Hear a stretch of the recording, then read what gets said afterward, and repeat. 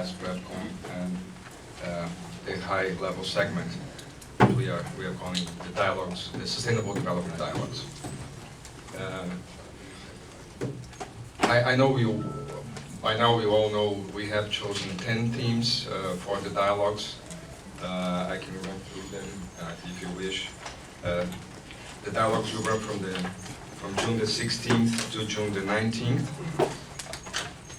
On June the 16th we will have, first theme is Sustainable Development for Fighting Poverty. Then Sustainable Development as an answer to financial and economic crisis. Then unemployment, decent work, and migrations. This is day 1. Day 2, we start with the economics of sustainable development, including sustainable patterns of production and consumption. Then forests. Then food and nutrition security. On the 18th, we start with sustainable energy for all. We move to water, and then sustainable cities and innovation. And in the morning of the 19th, because for security reasons the UN has asked us to leave the plenary free in the afternoon, we will have just one section in the morning on oceans. So those are the 10 themes. What are the dialogues? We will have 10 guests per theme discussing, and then we will have an audience of about 2,000 people in Rio Centro at the same venue of the plenary for the heads of state a couple of days later. How did we get to the composition of the 10, let's call them panels? That was a rather complex process. We have invited UN agencies and the major groups and some international institutions, and what we have in Brazil, the National Commission on Rio +20, that includes civil society and also governmental agencies and business and parliamentarians and all. We've invited all those actors to suggest names for the dialogues. And we ended up with a list of about 800 names.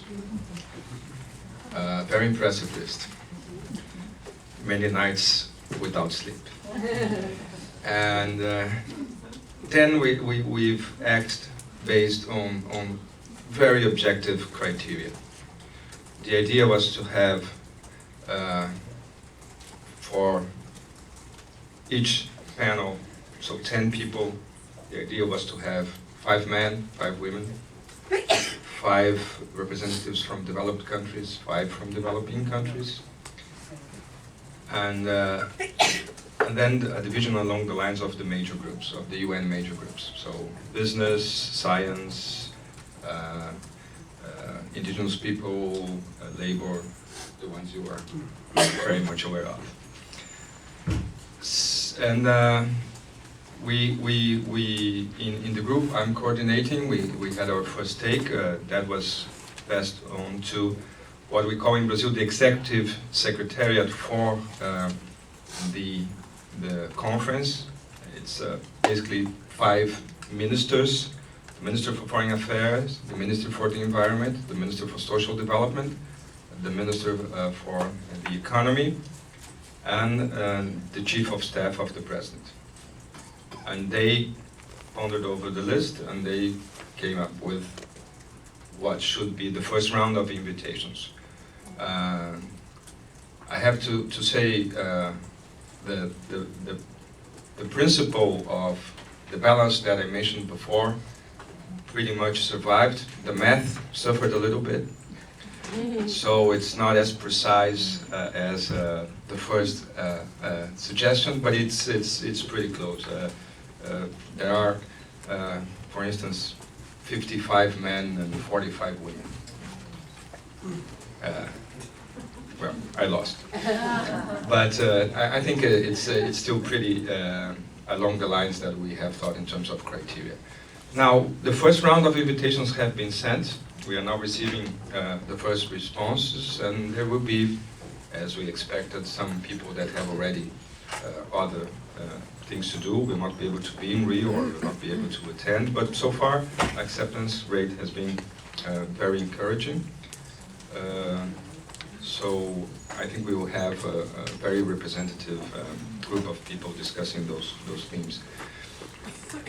The dialogues is a kind of a new animal in UN conferences. That's the way we see it.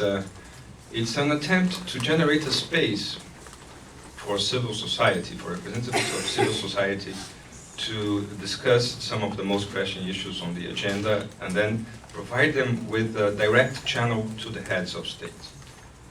The mechanics we envisage is there is already a online discussion. We'll have a quick word about that.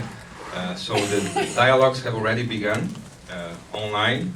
We expect that from the online discussion a set of about 10 or 12 recommendations that will be chosen by a voting system within the platform. 10 or 12 recommendations that will be passed on to the members of the panels in Rio, and we expect those 10 per team to be narrowed down to 3 per team. So we will end up with a set of 30 recommendations, 3 per team, and they will be handed to the heads of state meeting in Rio from the 20th to the 22nd. What I can tell you is that I've been meeting very frequently with civil society in Brazil, and there's a lot of expectation, there's a lot of also questions around the dialogues, and we are trying to talk to the interested actors and to receive their input and to, in a way, as much as possible, to include that in the mechanics of the dialogues.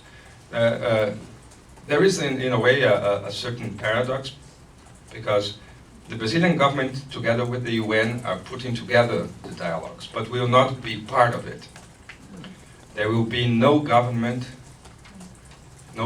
representatives whatsoever in the panels, and there will be no UN agencies as such also in the panels. So I could go on, but I won't.